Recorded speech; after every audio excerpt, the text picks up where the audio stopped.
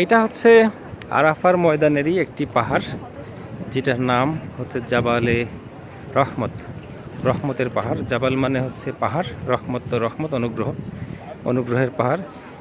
এটার বিশেষত্ব হচ্ছে আল্লাহ রাসূল সাল্লাল্লাহু আলাইহি সাল্লাম বিদায় হজের ভাষণ দিয়েছিলেন এই জায়গা থেকে। এটাই হচ্ছে এই পাহাড়ের প্রথমত বড় মর্যাদা আমাদের কাছে।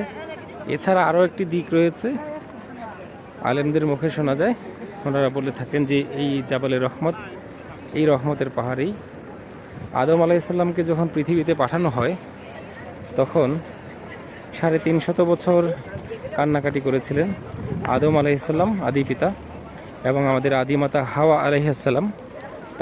তাদের মধ্যে দেখা হয়নি, তারা দুজন দু জায়গায় ছিলেন, তাদের মধ্যে দেখা হয়নি। তারা 350 বছর কান্নাকাটি করেছিলেন আল্লাহর কাছে, এবং তারপরেও তাদের মধ্যে দেখা হচ্ছিল না। তারা এইভাবেই যাচ্ছিল এবং তাদের পাপ মাফ হচ্ছিল না বলে তাদের ধারণা ছিল। এক পর্যায়ে আদম আলাইহিস সালাম তিনি আল্লাহ রাসূল সাল্লাল্লাহু আলাইহি সাল্লামের নামের ওসিলায় আল্লাহর কাছে ক্ষমা চান, এবং সবসময় উনি কান্নাকাটি করে বলতে থাকেন, রব্বানা যালামনা আনফুসানা ওয়া ইল্লাম তাগফির লানা ওয়া তারহামনা লানাকুনান্না মিনাল খাসিরিন।